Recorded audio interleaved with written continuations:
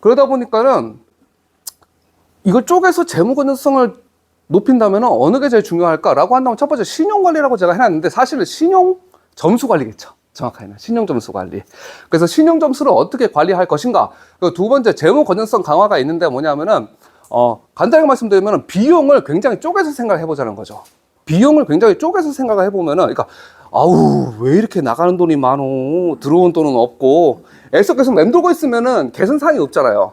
그럼 왜 나가는 돈이 많게 됐을까? 잠깐 생각을 해보자는 것이죠. 예.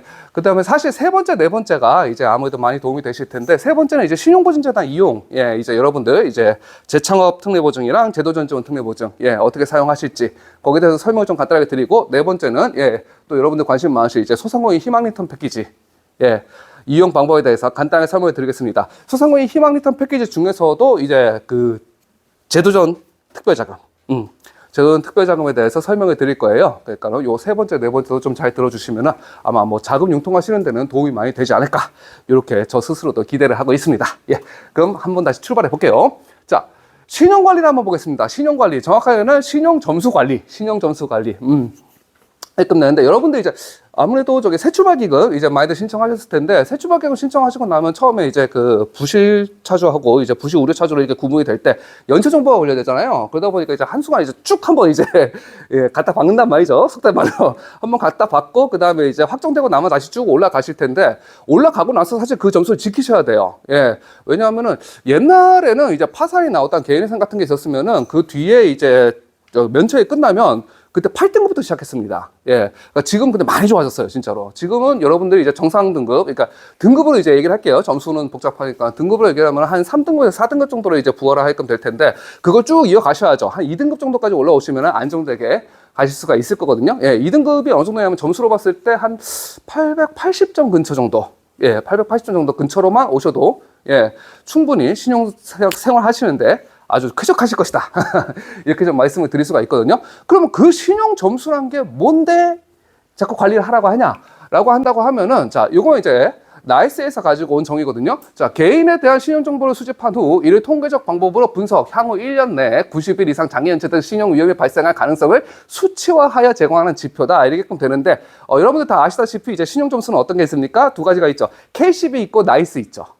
예, K10 있고 나이스 있는데 이거 두 개가 약간 다르거든요. 그게 왜 다르냐면은 나이스는 이제 뭐 굳이 이제 차이를 찾는다면 나이스는 과거 이력에 약간 중심을 둡니다. 그러니까 이분이 이제 채무가 있고 그걸 얼마나 잘 갚아왔는지에 대해서 중심을 좀 둬요. 근데 K12는 현재 이분이 빚이 얼마가 있고 요게 상환 가능한가 안 한가를 이제 중점으로 둬요. 그러다 보니까 요거 두 개가 약간 다르거든요. 그러니까 뭐 좀 알기 쉬운 예를 들자면은 나이스는 이제 빚이 좀 많아도 잘 갚으면은 점수가 잘 나와요. 근데 K12는 지금 이 사람의 소득에 대비해서 부채가 많다 하면 떨어집니다, 점수가. 예. 그래서 이거 두 개가 다른 거거든요. 그럼 어느 쪽을 많이 쓰냐라고 하면은 사실 나이스를 많이 써요. 특히 여러분들 이제 뭐 신용보증 제라이나 소상공인 시장질문이나 신청하실 때는 나이스를 많이 쓰기 때문에 지금부터 이제 나이스 기준으로 말씀을 드리겠습니다. 다만 이제 K12와는 요 정도의 차이가 있었다. 예. 근데 사실은 잘 관리되면 당연히 두 개 다 높죠. 당연히 두 개 다 높기 때문에 막, 어떻게 하면 K12를 공략할까? 어디 은행은 K12를 본다는데 이러실 필요 없어요. 예. 사실 은행은 이제 나이스와 K12를 병행해서 쓰는데 막 어디는 K12 본다더라. 어디는 나이스 본다더라. 그럼 내가 유리한 데로 가자. 이런 거 생각하실 필요 없이 그냥 전반적으로 잘 관리를 하시면 되겠다. 이렇게 좀, 예. 하나만한 소리 좀 할게요. 그렇게끔 되고. 자, 뒤로 보면 신용 점수란 것은 이렇게 해서 나의 어떠한 상환 이력에 대해서 수치화를 시켜주는 것인데 그러면 어떤 지표를 가지고 수치화를 시켜줄까? 이거를 일단 아는 데서 시작을 하겠죠. 그랬끔 되면 이건 지금 나이스 기준이거든요. 말씀드렸던 것처럼 이제 나이스 기준에서는 상환 이력, 빚이 얼마가 있었고 그걸 어떻게 갚아왔는지가 가장 큰 그 비중을 차지하고 있습니다. 28.4%예요. 예, 그랬끔 되고 두 번째가 부채 수준. 이분이 이제 소득 대비 얼마나 빚을 지고 있는가 이게 24.5%로 이 두 개가 제일 큽니다. 세 번째가 신용거래 기간, 그다음에 신용 형태, 그러니까 어떤 형태의 채무를 지고 있는가. 예, 여기는 이제 뭐 체크 신용카드 정보까지 들어간다고 보시면 되고 그다음에 비교명 마이데이터가 있는데 쉽게 말해가지고 요것 좀 많이들 놓치시는데 세금 잘 내시는 거예요. 세금 잘 내시는 거, 핸드폰 요금 밀리지 않는 거, 그게끔 되고. 뭐 다른 각종 공과금, 전기세, 수도세 이런 거 그것도 신용점수 관리에 들어갑니다. 예, 사실 이게 옛날에 안 들어갔어요. 세금이. 예, 세금이 안 들어갔다 보니까는 그래서 막 체납을 하고 있어도 신용점수 높게 나오는 경우가 드물게는 있었거든요. 그렇지만 지금은 이것도 들어간다 이렇게 보셔야 됩니다. 입금 되고 한 번씩 많이 받는 질문 중에 하나가 나는 빚도 없는데 빚도 없고 신용카드도 안 쓰는데 왜 이렇게 신용점수가 안 나오냐 이렇게 저한테 따지시는 분들이 있어요. 이게 나이스에 가서 따지셔야 되는데 저한테 따지시는 분들이 있거든요. 그럼 제가 이제 설명을 드리죠. 빚이 없으면은 첫 번째, 두 번째 지표를 산출할 수가 없잖아요. 예, 그 28.4%와 24.5%의 지표를 버리고 가야 되잖아요, 그러면은. 그러다 보니까 신용점수가 좋게 나올 수가 없어요. 빚이 아예 없으면. 신용카드도 없고 아무것도 없다, 이렇게 되면은. 예. 그러니까는 적당한 신용생활을 하셔야 되는 거거든요. 그랬더니만 또 이걸 또 오해를 하셔가지고, 그러면, 요거.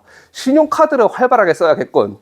지금부터 카드론을 좀 받으러 가보실까? 예, 하시는 분도 있는데, 안 됩니다. 당연히 안 돼요. 예, 카드론은 받으면 떨어집니다. 이건 뒤에 가서 조금 더 자세하게 설명을 드릴게요. 카드로는 받으시지 않는다. 그리고 체크카드 같은 경우에는 이제 이분의 계좌 안에 현금이 이만큼 있다는 게 입증이 되기 때문에 그래서 유리하게 작용합니다. 그래서 신용카드 쓰시되 현금 서비스랑 카드로는 쓰시지 않는 게 좋겠다.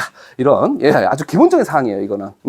근데 나는 왜 빚이 없는데 신용등급이 안 될까 하면은 요거 완투가 없기 때문이다. 이렇게 좀 보시면 될 것 같아요. K12 같은 경우에는 그래서 이게 제일 위로 가죠. 형태가. K12 같은 경우에는 이분이 어떤 종류의 대출을 가지고 있고 얼마나 많이 가지고 있는지 그리고 이걸 갚을 능력이 있는지를 보기 때문에 그래서 이게 좀 위로 간다. 이런 차이가 있다고 보시면 될 것 같아요. 자, 그럼 제가 지금까지 쭉 설명을 드렸는데 그럼 신용점수를 올리려고 하면 뭐가 제일 중요할까? 한다고 하면은 저는 이제 간단하게 한마디로 좀 말씀드릴 것 같거든요. 예측 가능성. 예측 가능성. 그러니까 예측하기 쉬운 사람일수록 신용등급이 잘 뜹니다. 예. 무슨 말이냐면은 하던 거 계속하고, 그러니까 저를 예로 들어 볼게요. 저를 예로 들어 보면 지금 여기서 이제 13년째 일을 하고 있는데, 뭐 어디 이직할 만한 능력은 없기 때문에 그래서 계속 또 일을 하게끔 되겠죠. 그러면 저는 하던 거 계속 할 겁니다. 그러면은 저 회사는 뭐 연에 뭐 3% 정도 임금 인상이 있으니 이 사람의 실질 소득이 앞으로 연 3%씩 올라가겠구나라고 예측이 되는 거예요. 예. 그 두 번째, 그러면 얘는 요 정도 수입에서 내년에는 3%, 내년에는 3% 이런 식으로 뛰겠고 이렇게 예측이 완전히 가능한 거죠. 예. 그럼 되고 얘는 뭐 어디 도망갈 수도 없으니 그냥 빚을 졌으면 따박따박 월급날 20일 날 착착착착 그냥 이제 통장이 빌 때까지 대출 상환금이 나가겠구나 라고 예상이 되는 거죠. 그 네 번째, 이사도 안 가요. 이사도 안 가.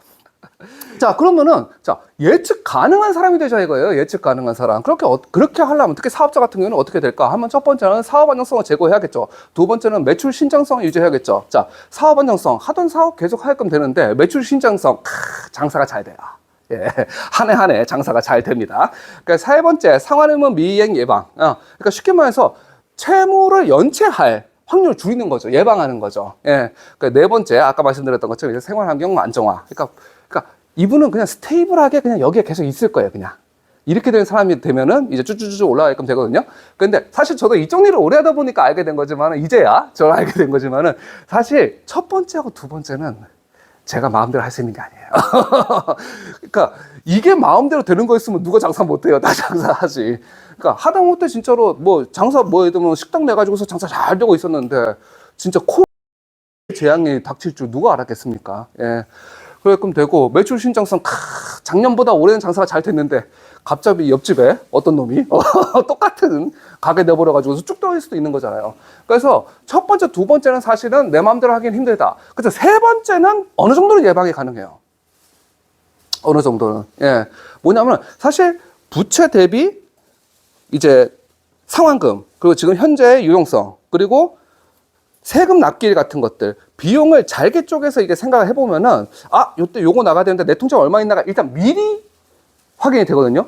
그게 엄청 중요해요. 미리 확인이 된다는 거. 사실, 재무건전성 관리라고 하는 거는 그러니까 거기서 시작하고 거기서 끝납니다. 미리 확인하는 거. 미리. 예. 거기에 대해서 이제 뒤에 가서 조금 더 자세하게 설명을 드릴게요.